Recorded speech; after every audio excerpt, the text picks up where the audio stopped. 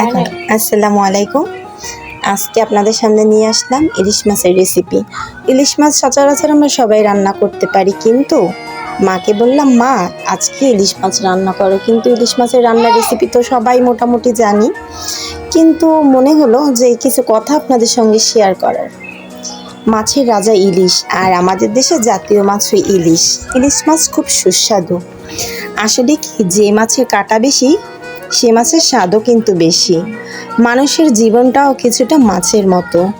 যে মানুষ বেশি সৎ, পরোপকারী, সে মানুষের জীবনে দুঃখও বেশি। কেন জানি না, ভাগ্যের নির্মম পরিহাস কিছুটা ব্যতিক্রম।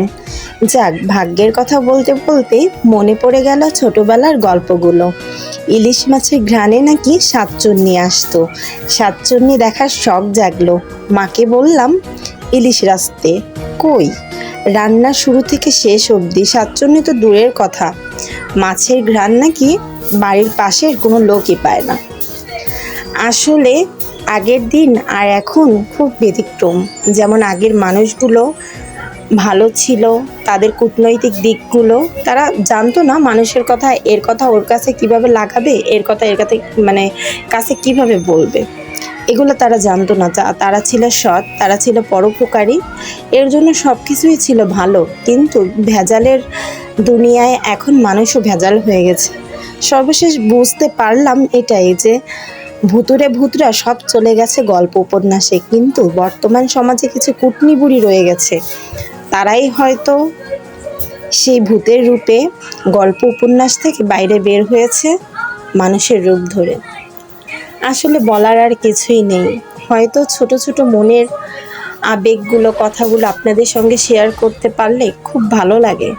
অনেক কথা তো হলো, এবার হচ্ছে রান্নার কথা বলা যাক।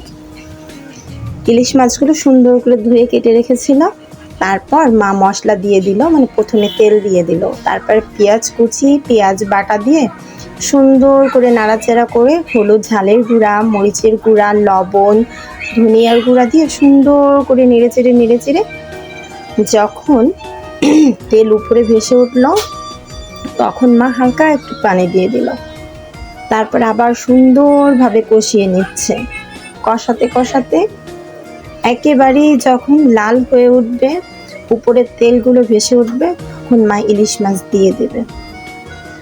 আর আমাদের গ্রাম থেকে দুজন বেড়াতে এসেছে, তারাও ইলিশ মাছ খুব পছন্দ করে।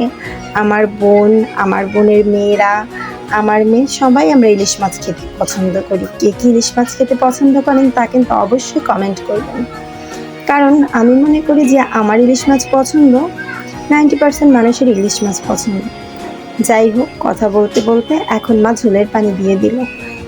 মশলা কষানো শেষ, ঝোলের পানি দিয়ে দিয়েছে। এখন ঝোলের পানিতে যেই বড় কষা শুরু করবে, মা মাছগুলো একটা একটা করে দিয়ে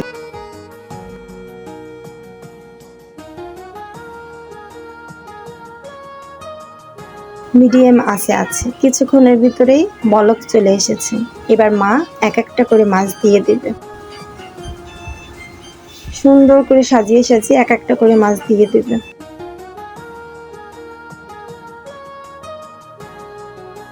মাছ দেয়া হয়ে যাচ্ছে।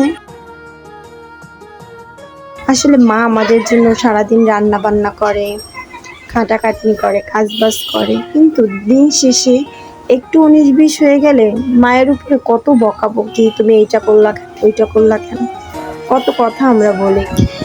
অনেক কথা বললাম, অনেক কথা বলার মাঝে রান্নাটা কিন্তু প্রায় শেষ হয়ে এসেছে। মা একটার পর একটা মাছ সেই ঝোলের ভিতরে দিয়ে দিচ্ছে। ঝোলটাও টেনে যাবে, আস্তে আস্তে মাছটাও হয়ে যাবে। আসলে ইলিশ মাছ কিন্তু সচরাচর সবাই পছন্দ করে, আমার কিন্তু খুব পছন্দের। আর এই মাছটা তাজা হওয়াতে এই মাছটার স্বাদও কিন্তু খুব সুন্দর হবে। যাই হোক, রান্না শেষ অবধি আমাদের সঙ্গে দেখতে থাকবেন। আর কে কে ইলিশ মাছ পছন্দ করে তা কিন্তু অবশ্যই কমেন্ট করে জানাবেন। তাহলে নিজেরও খুব ভালো লাগবে যে না, আমারও পছন্দ, আর আমার ভিডিও দেখা অনেক ভাই বোনদের আপনাদেরও খুব পছন্দ। যাই হোক, দেখতে থাকেন। রান্না হচ্ছে, মা খুন্তি দিয়ে হালকা আলতোভাবে নাড়াচাড়া করছে। জোরে জোরে নাড়া দিচ্ছি না, মাছগুলো ভেঙে যাবে তার জন্য। আর আপনাদের সঙ্গে তো বলা হয়নি, গ্রাম থেকে আমাদের দুজন বেড়াতে এসেছে। আমার এক আন্টি আর আমার ভাবি তার ছোট্ট একটা বাবু হয়েছে। বাবুটা একটু অসুস্থ, যার কারণে হসপিটালে যেতে হয়, আসতে হয়, আর আমাদের বাড়িই থাকতে হয়। এর জন্য রাতের খাবার আমরা সবাই একসঙ্গেই খাবো। দেখতে দেখতে মাছগুলো হয়ে এসেছে। মা নাড়াচাড়া করছে, ঘ্রাণে ঘর ভরে গেছে। এখন মা কড়াইটা নামিয়ে নিয়েছে আর এক একটা করে পরিবেশন করবে, এক একটা বাটিতে বাড়বে। সিজন চেঞ্জ হচ্ছে, আমার ভয়েসটা একটু অন্যরকম মোটা মোটা শোনা যাচ্ছে, যার কারণে আমার খুব সর্দি আর খুব জ্বর। শরীরটা বেশি একটা ভালো নাই। আমার জ্বর হয়েছে, কিন্তু ফ্রেন্ড আপনাদের যাতে জ্বর না হয়, সর্দি না হয়, আপনারা এই সিজনে অবশ্যই নিজেদের খেয়াল রাখবেন।